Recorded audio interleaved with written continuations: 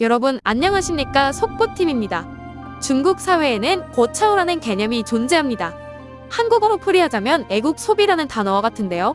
중국은 자국 제품을 구매하고 자국 문화를 소비하는 것이 애국적인 행동으로 장려됩니다. 이러한 분위기 속에서 국내 구매력이 높다는 콘텐츠는 국가적 자부심을 고취하고 국민들이 소비를 통해 국가 발전에 기여한다는 인식을 심어주는 역할을 합니다. 이러한 사회적 분위기는 중국 정부의 경제 안정과 성장에 대한 긍정적인 내러티브를 유지하는 것과 일맥상통합니다. 특히 중국에서는 압도적인 인구수를 통한 내수 소비는 경제 성장의 중요한 동력이기 때문에 강력한 국내 구매력을 강조하는 것은 경제에 대한 대중의 자신감을 높이고 소비를 장려하는 중요한 수단이 됩니다. 그렇기 때문에 중국인들에게 구매력 관련 콘텐츠는 다른 나라에 비해 중국이 얼마나 대단한 국가인지 보여주는 하나의 지표가 됩니다. 한국의 경우에도 해외여행을 주로 하는 여행 유튜버들이 한국의 만원에 해당하는 금액으로 현지에서 어느 정도 구매가 가능한지 보여주는 콘텐츠를 많이 촬영하기도 합니다. 그러나 한국의 경우에는 현지의 물가와 합리적인 소비를 하는 것에 대한 정보를 알려주려는데 반면에 중국의 경우는 물가가 높은 선진국에 비해 중국 내에서 더 많은 제품이 구매 가능하다는 일명 국뽕 콘텐츠를 촬영하는 것이죠. 일반적으로 선진국일수록 물가가 높아서 같은 금액으로 살 수 있는 품목이 적은 것이 당연한데 중국인들은 무조건 본인들이 더 많은 품목을 살 수 있으니 구매력 강대국이라는 것이죠. 就是你一个月工资多少？坚定合适，谢谢。一天工作是12个小时。武汉环卫工人1个小时的购买力到底有多强？环卫工人1个小时的工资大约为12块9毛8。今天我们主要买肉、蛋、奶，里面有。都好贵呀、买一盒肉预算都没了。我们再看看啊，有没有便宜的1块9毛3，刚买完肉馅1.9，现在还剩11.08元。我们再看看鸡蛋，鸡蛋好贵，这个便宜啊，这个是散装的。刚买完4个鸡蛋1块9毛1，现在预算还剩9块钱。我们去看看奶，选奶太贵了哦，这个最便宜，拿这个10块钱。买完这个牛奶之后，我们挑战结束，没钱了，超了1块预算。买了4个鸡蛋，100克肉馅，1升牛奶13.84元。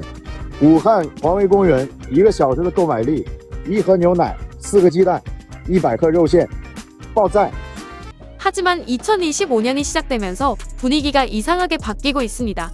중국에서 활동하는 한 외국인 배우가 최근 중국 경제 상황이 심상치 않다는 내용의 짧은 영상을 온라인에 공개했다가 수많은 중국인들의 문매를 맞기도 했습니다. 我以前说过，我觉得中国经济衰的差不多了，前30年中国都是跑了30年，近2年中国确实是有些困难，摔了一下，中国人脑子里还是在那个困难中没有反应过来。 그러나 중국인들에게 현실을 깨우치게 한 하나의 영상이 존재합니다. 해당 영상은 800만에 가까운 좋아요를 받으며 중국인들에게 엄청난 공감을 받았습니다. 现在的物价我是真的看不懂了。那天去吃麻辣烫，记得当时我就拿了几片肉、一点蔬菜，再加了个方便面。最后一结账收了我38。不知道是从什么时候开始，这个世界的物价已经越来越夸张了。就这么一小块收了我20多。随便走进一家水果店，很克制的拿了一点，几十块就这么没了。去剪个头发，动不动就是100多。 수년간을 중국은 물가가 낮아서 임금이 낮아도 강한 구매력을 가지고 있다라고 말하였지만 지난해부터는 오히려 10년 전과 비교해서 임금이 낮아진 지역도 존재하지만 물가는 오히려 상승하였습니다. 한국인들은 수박도 마음껏 먹지 못한다라는 말로 한국인들을 조롱했지만 중국의 낮은 수박 가격은 농부들도 이익을 내지 못하니 수박철이 되면 수박을 그냥 버리는 영상들이 다수 온라인에 올라옵니다. 이런 상황인데도 중국 온라인에는 여전히 한국인들은 수박이나 고기도 마음껏 먹지 못하고 김치만 먹는다라는 말들이 주를 이룹니다. 이러자 상하이 출신의 한 중국인은 정말로 한국인들이 중국인에 비해 풍요롭게 살지 못하는가라는 의문점을 가지고 한국을 방문하였습니다. 그리고 서울 길거리에서 전단지를 나눠주는 사람의 일당으로 어느 정도 구매가 가능한지 알아보는 영상을 촬영하였습니다. Hello, may I have an interview? How much time do you work a day? 8 times. How much do you make a day? Almost American dollar $120. $120. 在韩国首尔，一天发传单工资120美元，约合于840元人民币的购买力，在韩国到底有多强？今天我来到了一家大型连锁农产品超市，一整只鸡800克，37元，15盒15枚鸡蛋，37元，这个最便宜。我们接下来去看看蔬菜，一袋大蒜39元，我们要一盒；3公斤胡萝卜29元，我们来一袋；一大袋土豆23元，一袋生菜7块钱，但蔬菜都买完了，还剩378元；一袋苹果88元，一盒葡萄44元，一个小西瓜49元。水果我们买完了，还剩197元。买这么多水果，这一天吃得完吗？这个便宜，10公斤的米60元，肉蛋蔬菜水果米都买了，还剩37元，购买力很强。爆赞！韩国1小时最低工资为10030韩元，以8小时来计算，约合于一天80240元韩元的购买力。今天我们来到了韩国一家大型连锁超市。 이번에도 마트 곳곳을 돌면서 최저시급 기준 하루 임금으로 식재료를 사고 있습니다.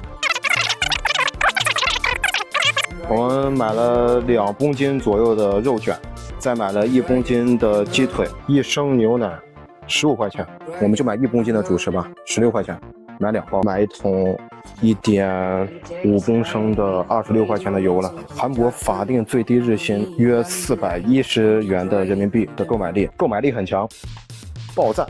해당 영상이 공개되고 중국 온라인은 말 그대로 뒤집어졌습니다. 분명히 한국인들은 돈이 없어서 커피나 마시고 짜디짠 김치만 먹는다라고 배워왔는데 말입니다. 그렇다면 진실을 마주한 중국인들은 어떠한 중국 반응을 내놓고 있을까요? 그래서 한국인들은 수박을 몇 개나 살 수 있나요? 중국에서는 하루 급여로는 그렇게 많은 것을 살 수 없습니다. 상하이의 중산층 소득은 미국 청소부의 월급과 비슷하다는 이야기를 들은 적이 있습니다. 광둥성 전자공장의 최저시급은 9위안으로 이는 1달러에 해당합니다. 짐바브웨에 가서 사면 더 많은 물건을 살 수 있다는 것을 중국인들은 알게 될 것입니다. 내일 땅으로는 한국에서 양파 2개도 살 수 없어. 한국에서 사는 건 정말 피곤하고 짜증 날 듯합니다. 사실 한국산 고기는 그렇게 비싸지 않아요. 예전에 중국 언론에서 한국인은 소고기를 살 돈이 없다고 속인 적이 있습니다. 시장에 나가면 밀크티 한 잔이 20위안이 넘고 과일 몇 개만 사도 100위안이 넘고 고기와 야채 몇 개는 100위안이 넘습니다. 생활비 총액이 1만 위안을 넘을 수 있습니다. 중국의 최저임금이 100위안에 불과하고 한국은 500위안 정도 되기 때문에 이렇습니다. 중국 최저임금이 500위안이라면 한국보다 더 많이 살 수 있어요. 더 놀라운 점은 이 금액들이 대한민국에서 규정한 최저임금이며 평균임금이 아니라는 것입니다. 반응들을 보시면 아시겠지만 상당수의 중국인들이 경제의 기본 원리를 모르고 있습니다. 중국인들의 주장대로라면 짐바브웨나 베네수엘라가 세계 최고의 강대국일 듯합니다. 이전에 저희 속보팀이 다뤘던 중국의 게으른 경제 영상에서 중국 음식 배달원들의 노동 임금이 너무 낮다 보니 그들에게 자녀들의 등하교까지 시킨다고 하였습니다. 그만큼 현재 중국인들의 임금 자체가 너무 낮다는 것입니다.